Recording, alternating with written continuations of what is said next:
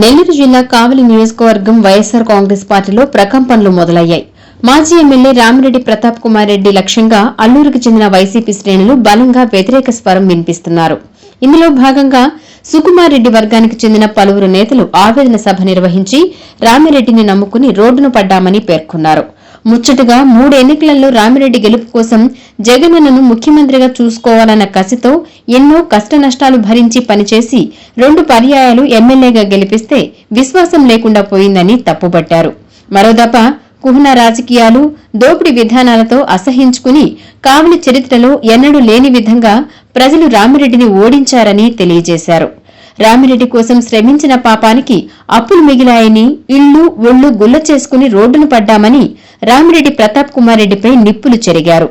వాడుకోవడం, కరివేపాకులా తీసివేయడం రామిరెడ్డికి మాత్రమే తెలిసిన విద్యని తీవ్రస్థాయిలో ధ్వజమెత్తారు.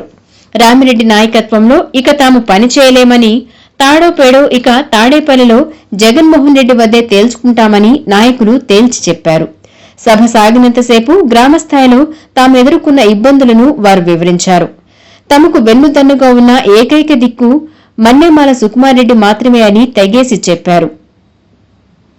ఈ కార్యక్రమంలో మండలంలో 9 పంచాయతీల వైసీపీ నాయకులు, అల్లూరు, సింగంపేట, మోపూరు నగర పంచాయతీ నాయకులు, కార్యకర్తలు, వైసీపీ అభిమానులు తదితరులు పాల్గొన్నారు. నా పేరు సావంతుల సురేష్ రెడ్డి.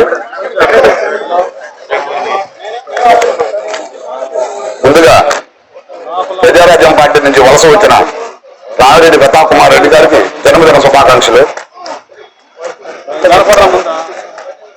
నిన్న మమ్మల్ని 6గురిని రామిరెడ్డి ప్రతాప్ కుమార్ రెడ్డి గారు సస్పెండ్ చేశారు. మమ్మల్ని సస్పెండ్ చేసే హక్కు రామిరెడ్డి ప్రతాప్ కుమార్ రెడ్డి గారికి లేదు. ఎందుకంటే మాకు కండవ ఆయన తప్పలేదు. మాకు జగన్మోహన్ రెడ్డి కండవ కట్టి పార్టీలోకి ఆహ్వానించాడు.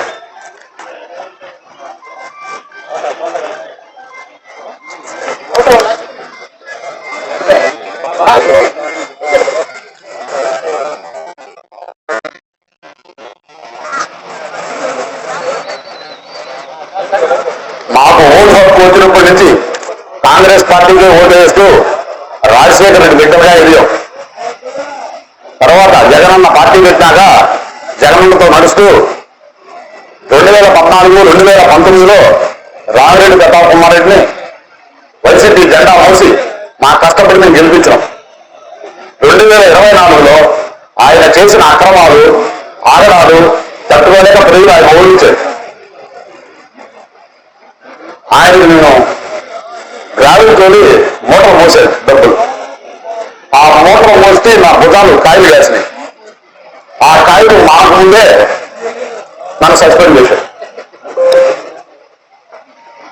ఆయన చేసిన అక్రమాలు, ఆగడాలు చెప్పుకుంటా పోతే చాలా ఉన్నాయి.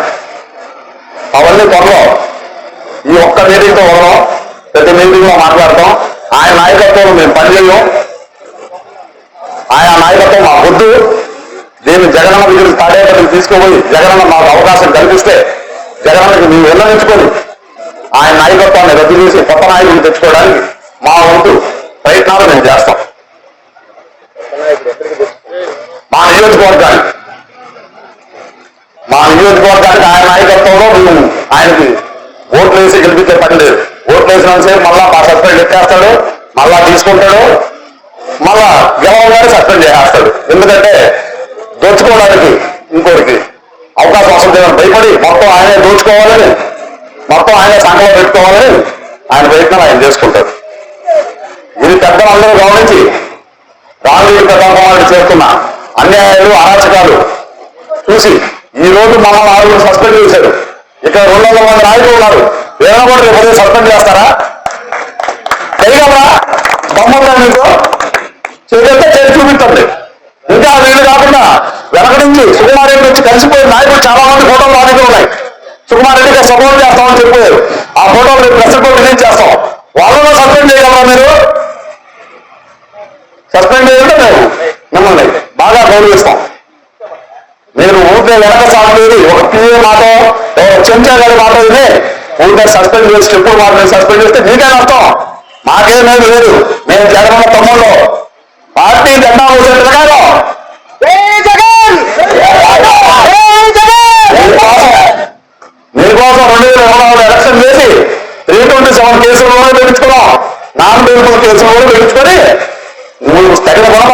చేసావు మాకు మా కార్లు పట్టించుకోండి మా ఆస్తులు నష్టపోయి మాకు తగిన గుణపాఠం తగిన అభివృద్ధి చేసావు నిన్నంత తొందరగా వదలం నీ నాయకత్వం ఉంటాం ఎంత దూరమైనా పోరాడతాం నీ నాయకత్వం ఉంటే ఉండదు నీ అపోహ నీకెవరో చంద్రగా చెప్పిన మాట నువ్వు చేసావు పిల్లల వాటిని రాజకీయం చేసేదా నువ్వా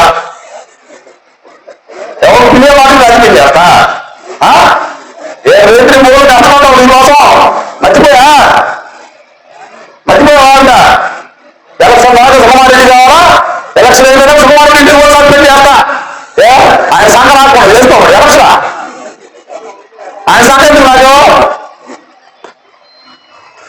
ఇది జగనన్న మాకు అవకాశం కల్పిస్తే నేను జగనన్న దగ్గరికి వెళ్ళి జగన్కి మా మనోవేదన చెప్పుకొని మేము నాయకత్వాన్ని మార్చుకునేదానికి మా ప్రయత్నం నేను చేస్తాం.